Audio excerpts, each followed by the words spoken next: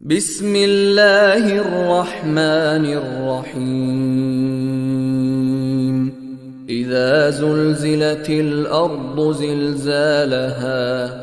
وأخرجت الأرض أثقالها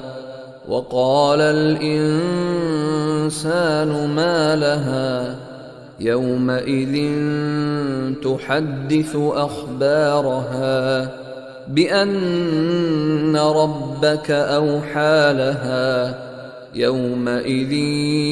يصدر الناس أشتاتا ليروا أعمالهم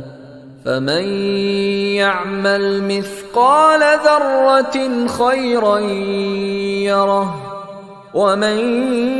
يعمل مثقال ذرة شرا يره.